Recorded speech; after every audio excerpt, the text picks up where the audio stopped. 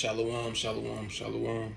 First off, I want to give all praise and glory to Yahweh, Bahashem, Yahweh Shai, Bahashem, Kakadash. I want to give double honors to the elders and bishops of Great Millstone who teach well and rule well. I want to give a salute and salutations to the hopeful elect that scattered to the four corners that's preaching in these true names of Yahweh, Bahashem, Yahweh Shai on one accord. I want to say shalom. And today I'm going to go into a blessing. I don't really got a title or nothing. I'm going to just flow in the spirit. I'm gonna open up with a precept coming out of Psalms 37:7. It says, "Rest in the Lord and wait patiently for him. Fret not thyself because of him who prospereth in his ways, because of the man who bringeth wicked devices to pass. Cease from anger and forsake wrath. Fret not thyself in any wise to do evil." Yeah, and I'm going into that is, what we doing right now, we just sitting and waiting patiently on the Lord. We allowing the wicked to come to try to fulfill, his wicked devices and everything. We really witnessing this man destroy his own self. We not looking at anything. We're not trying to go out into these streets to protest and to fight for anything. We waiting patiently on the Lord. You see these other camps that's going out, which that's Asian activity. They bringing a spotlight to the to this ministry in the evil way, giving reason for the accuser to come after us even more. What he trying to do? He already setting snares and everything for us and plotting on us. Verse 9 it says, "For evildoers shall be cut off, but those that wait upon the Lord, they shall inherit the earth." And there you have it. It's telling you we need to just wait. The evildoer is gonna be cut off. We waiting on the Lord. The Lord is setting everything up. The Lord got this man in his trick bag. Verse 10 says, "For yet a little while, and the wicked shall not be. Yea, thou shalt diligently consider his place, and it shall not be. But the meek shall inherit the earth, and shall delight themselves in the abundance of peace. The wicked plotteth against the just, and garnish upon him with his teeth. The Lord shall laugh at him, for he seeth his day is coming." And that's what the Lord is doing. He's laughing, like I said, because he got this man in the trick bag. So all we got to do is just sit and have our trust in the Lord.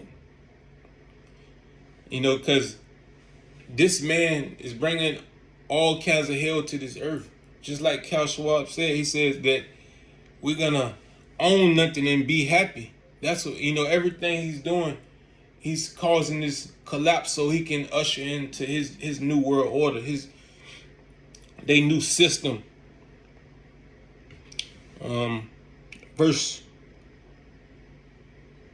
14, "The wicked have drawn out the sword and have bent their bows to cast down the poor and needy, and to slay such as be of upright conversation." And who is out in these streets with this upright conversation? That's ultimately coming. You want to come down to slay, the true believers and the true prophets that's out here that's prophesizing the downfall of this kingdom. They got this upright conversation. "The sword shall enter into their own hearts, and their bows shall be broken." And everything that they setting up their own downfall. With their wicked devices and wicked decrees, they trying to bring forth to come against us and everything. The Lord still got, it's like a chess move. He's setting up the other nations and everything to come against this man. Everything he's doing around this whole world and everything, the other nations is setting something up for him. He's setting everything up to come against us and everything. But we just sitting back waiting on letting prophecy fulfill. We don't gotta do anything against this man. We're not rising up trying to fight. We're not doing anything. This is our kingdom. This is not our kingdom, so we're not fighting yet. We're waiting on our power.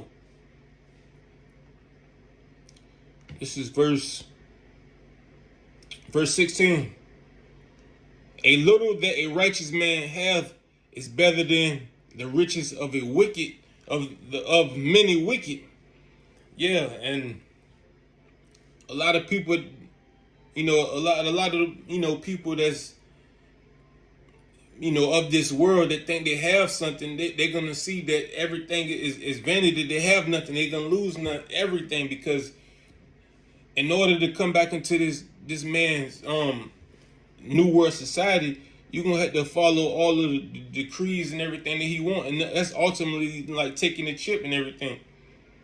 And right now we gotta gird up our loins and everything, and get our minds ready to lose everything and be as pilgrims. This is not our rest, and we gotta put our hearts and our thoughts on seeking the kingdom even more, because that's all, that's our rest in the kingdom.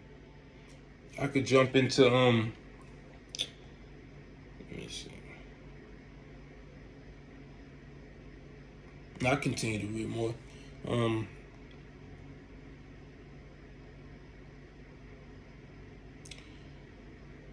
This is verse 17. For the arms of the wicked shall be broken, but the Lord upholdeth the righteous. The Lord knoweth the days of the upright, and their inheritance shall be forever. They shall not be ashamed in the evil times, and in the days of famine they shall be satisfied. And that's what's coming to this place, famine. You see the tariffs and the trade wars that's going on and everything. He's trying to put the squeeze, because he want everybody to lose everything, because he want to ultimately have you losing everything, and then you begging for him to come with a solution. But we got our faith on the Lord, and that's what we're gonna strive and believe in, and he says that the ones that got their trust in him, we're gonna be satisfied.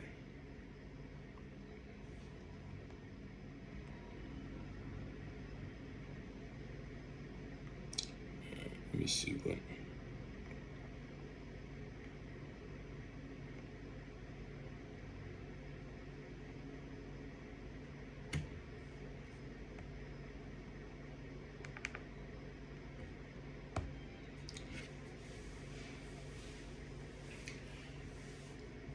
This is 2nd Esdras 16 and 40. It says, O my people, hear my word, make you ready for the battle, and in those evils be even as pilgrims upon the earth.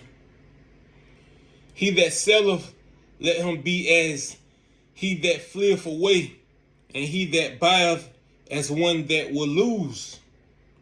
He that occupieth merchandise as he that hath no profit by it, and that build as if that he shall not dwell therein. He that soweth as he shall not reap, so as he that planteth the vineyard as he that shall not gather the grapes. He that marry as they shall get no children, and they that marry not as the widows. And therefore they that labor in vain. And that's how, that's the mind frame we gotta get ourselves in, because they ultimately want us to, like I was saying before, like Klaus Schwab want us to have, we're gonna have nothing and be happy in their new system. So we gotta be as pilgrims and leaning more onto the Lord. Let me get another verse.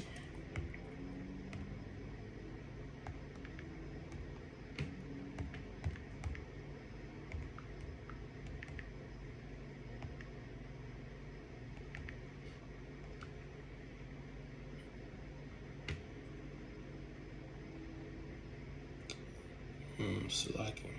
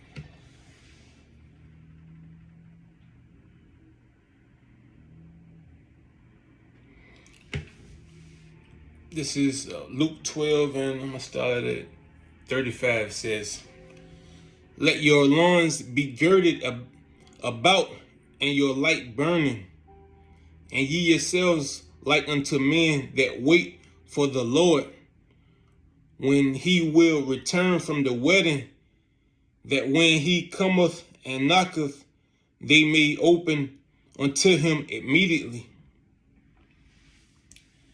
And that's how, we need to be as far as, girding up our loins, preparing for these days, and leaning more onto this word and what this word say. And, we want to be found, we see the evils coming, and we just waiting. We not doing anything. We just waiting for the Lord, listening for his knock. It says, "Blessed are those servants whom the Lord, when he cometh, shall find watching. Verily I say unto you that he shall gird himself and make them to sit down to meat, and will come forth and serve them." And that's why it's blessed. Blessed are those that's watching, that's waiting. "And if he shall come in the second watch, or come in the third watch, and find them so, blessed are those servants. And this know, that if any good man of the house shall know that the thief would come, he would have watched and not have suffered his house to be broken." And a lot of jakes, and a lot of the from the tribes of the blacks, Native Americans, and the Hispanics, they're not waiting on the Lord. They're still fighting for this kingdom. They're still fighting to be treated equal. They still wanting this kingdom to continue. But the true believers and the true elect, we waiting on the Lord, because we know that this place got to be ultimately destroyed, and the wicked 2/3, so that the Lord can usher in this new kingdom on earth. And that's what we really waiting on.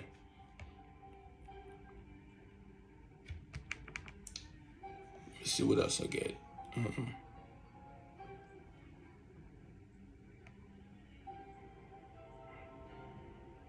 So we sitting back just watching Trump do the bidding for these elites to get their kingdom going.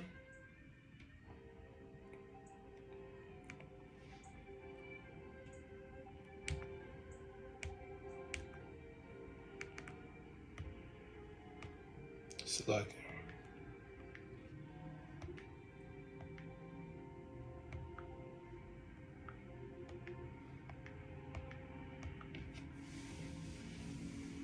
this is Philippians 4:6. It says, "Be careful for nothing, but in everything by prayer and supplication with thanksgiving, let your requests be known unto Yahweh our power. And the peace of our power Yahweh, which passeth all understanding, shall keep your hearts and your mind through Yahweh Shai Mashiach. So, that's what we need to be doing right now, is praying more, putting all of our thoughts and our minds on Yahweh Shai Mashiach right now. Because in these evil times, this is who we need to be turning back to.